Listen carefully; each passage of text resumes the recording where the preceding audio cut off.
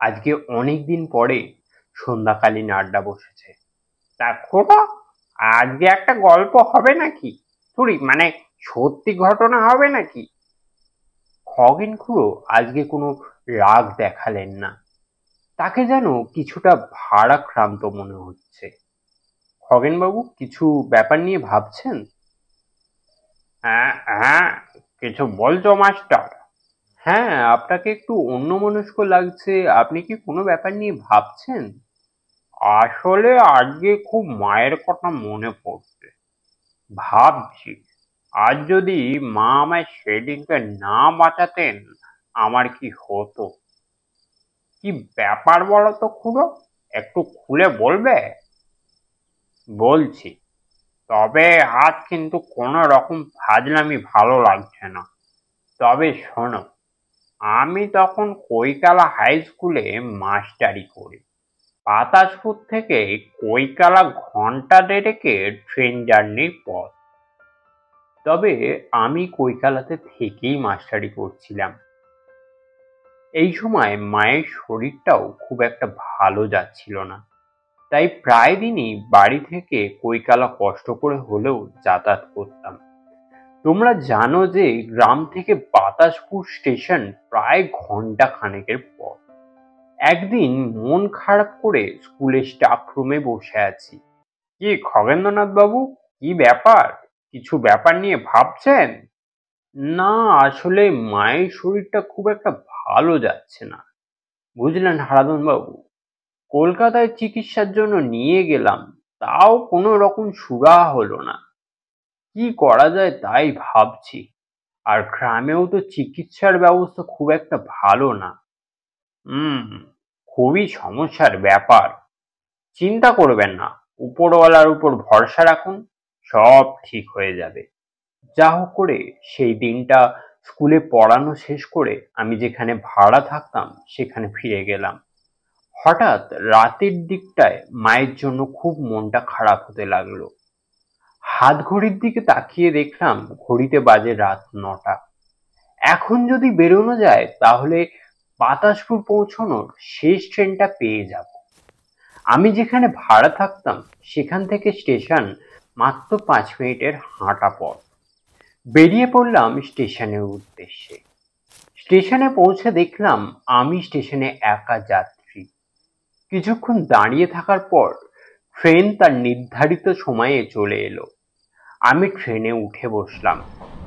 যে ট্রেনের কামরায় আমি উঠলাম সেই কামরাতেও যাত্রী আমি একাই। ট্রেনের ঠান্ডা বাতাস মুখে চোখে লাগছিল, বেশ ভালো লাগছিল। তবে মায়ের জন্য খুবই চিন্তা হচ্ছিল। গত পরশু আমি যখন বাড়ি থেকে আসছিলাম তখন মায়ের অবস্থা মোটামুটি ছিল। আসতে একদমই মন চাইছিল না, তবে কি আর করা, চাকরি তো করতেই হবে। প্রায় রাত 11:30 নাগাদ আমি বাতাসপুর স্টেশনে নামলাম, কিন্তু চলে তো এলাম, গ্রামে পৌঁছবো কি করে? যাকে কিছু না পেলে হেঁটেই পৌঁছবো, ঘন্টা 3 লাগবে, মাঝরাত হবে বাড়ি পৌঁছতে।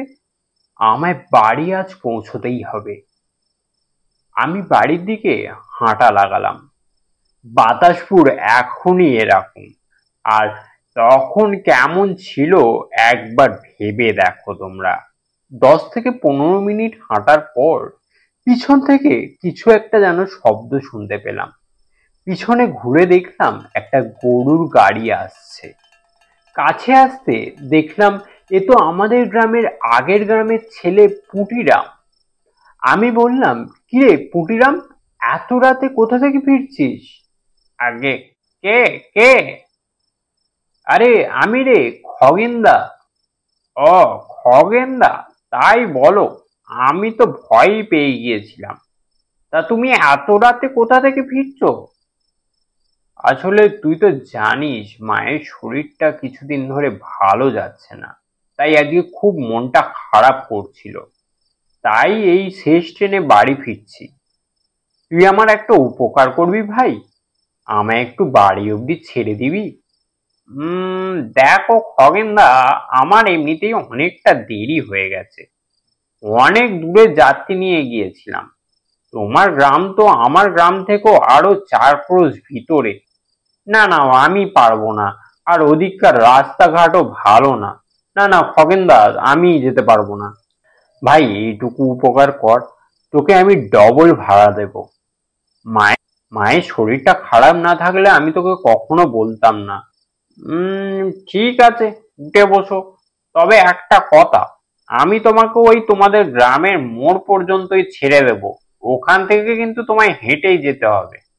আচ্ছা ঠিক আছে, তাই হবে, তুই ওই অবধি আমায় ছেড়ে দে।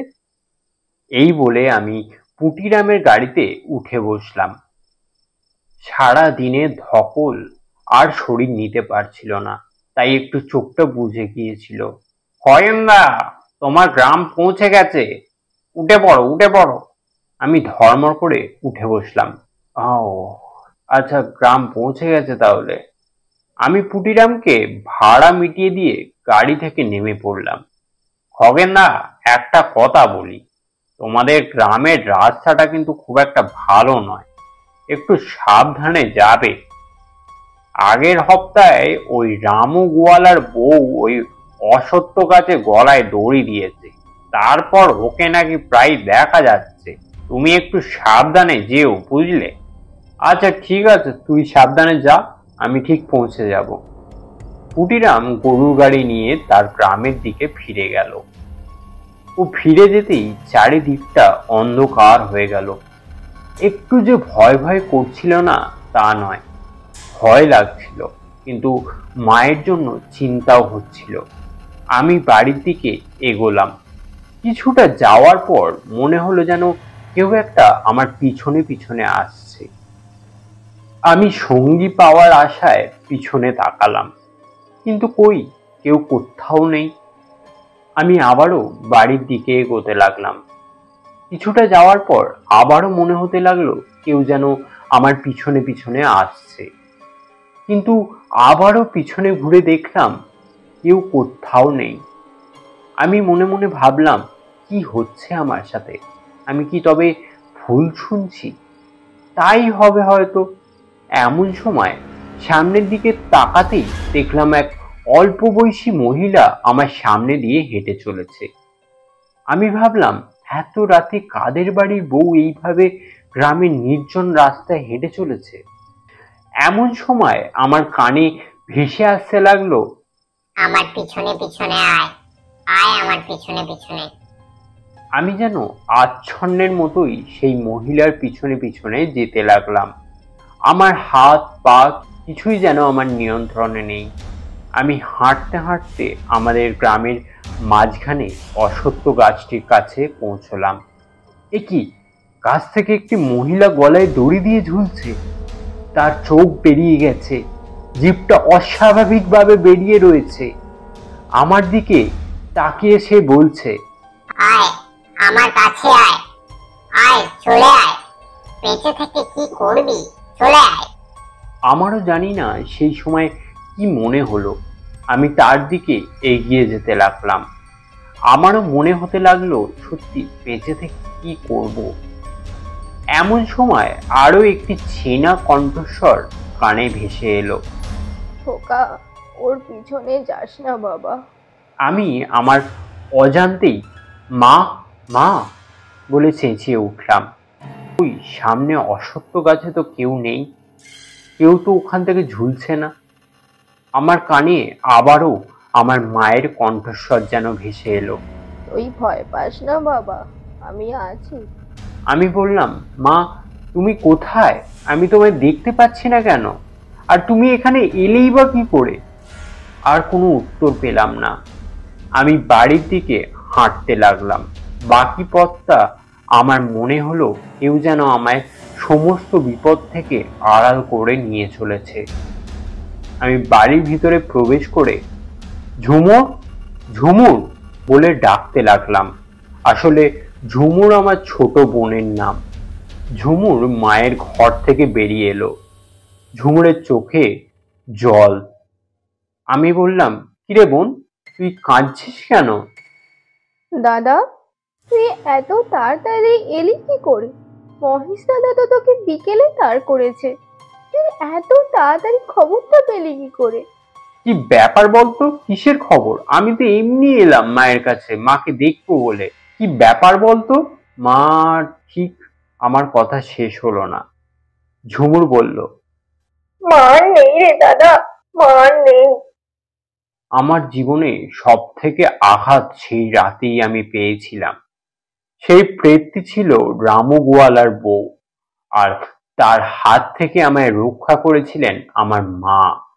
খগেনবাবু, মন খারাপ করবেন না।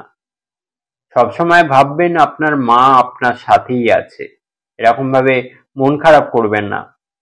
আমাদের মায়েরা সবসময়ই আমাদের পাশে আছে। সেদিন আর কেউ প্রশ্ন করেনি খগেন খুড়োকে। শুধু খগেন খুড়োর চোখ দুটো চিকচিক করে উঠেছিল।